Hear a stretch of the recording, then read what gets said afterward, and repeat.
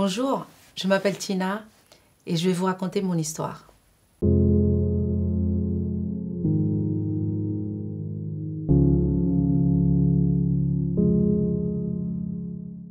J'ai grandi à Madagascar et nous sommes venus en France quand j'avais 8 ans. Je suis fille de pasteur et toute mon enfance, notre vie a été rythmée par les prières, par la vie de l'Église et par les œuvres. Ma mère a toujours été très engagée dans l'œuvre de Dieu.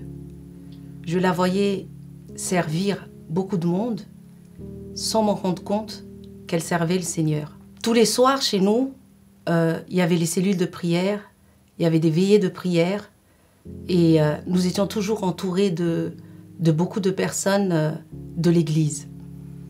On n'avait pas vraiment notre place d'enfants, vu que mes parents avaient tout le temps des enfants spirituels à la maison.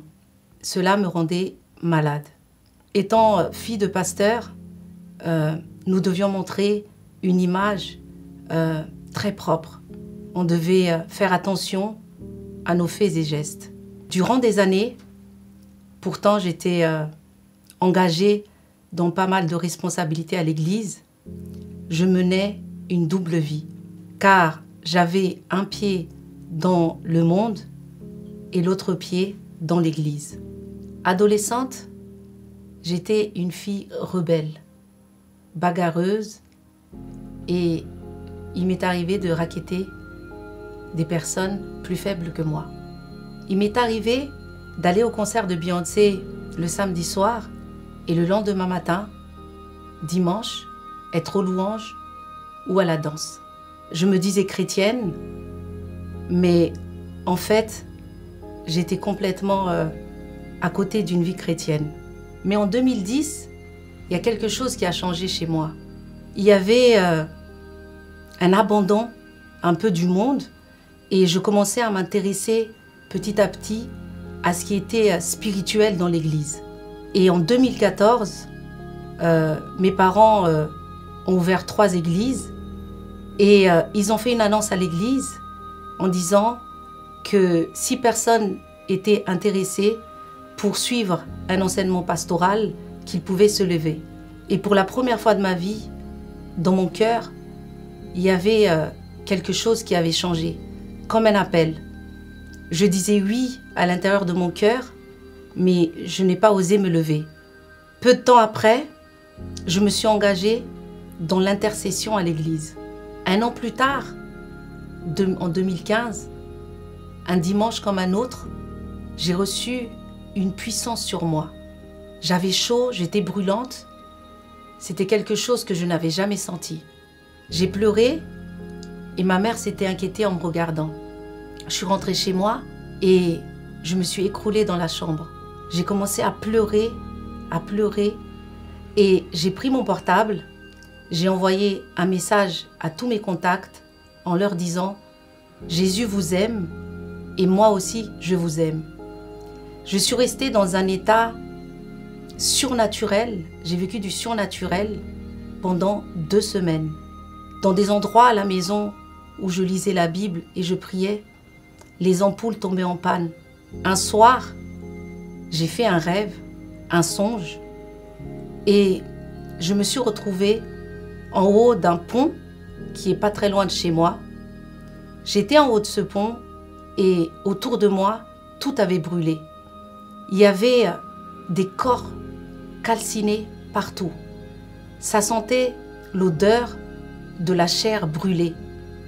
Et parmi ces corps, je cherchais ma fille et je cherchais mon mari, mais je ne les trouvais pas.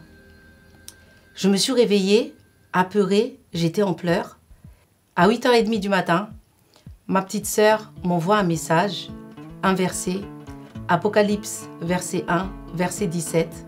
« N'aie pas peur, je suis le premier et le dernier. » Et dans ce verset, il est écrit aussi « Je détiens la clé de la mort. » Dans la même journée, ma mère m'envoie un autre verset, 2 Corinthiens 2, chapitre 14, 15. « Vous êtes en effet pour Dieu le bon parfum du Christ, mais pour les autres qui périssent, c'est une odeur de mort qui mène à la mort. Et un samedi, alors que je dormais, vers 5 heures du matin, pendant 20 minutes, j'ai été bercée dans un coton, comme un manteau qui m'entourait. Je sentais vraiment une protection sur moi. En me réveillant, je n'étais plus la même.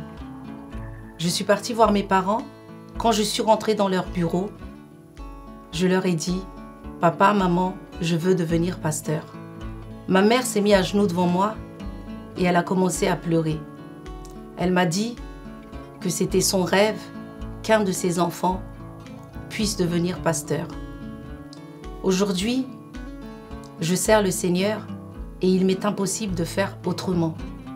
Je proclame l'évangile dans les métros de Paris.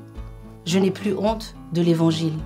Je me suis rendu compte que durant toutes ces années, je me disais chrétienne, mais je n'avais pas une vie de chrétienne. Aujourd'hui, je ne sais pas où vous en êtes avec le Seigneur, mais si vous vous posez des questions, si vous vous dites peut-être « Est-ce que je suis dans le bon chemin ?» Vous pouvez me contacter et sinon vous pouvez prier au fond de vous, à l'intérieur de vous, pour savoir et pour que Dieu se révèle à vous. Sache que Dieu peut se révéler à toi. Jésus t'aime.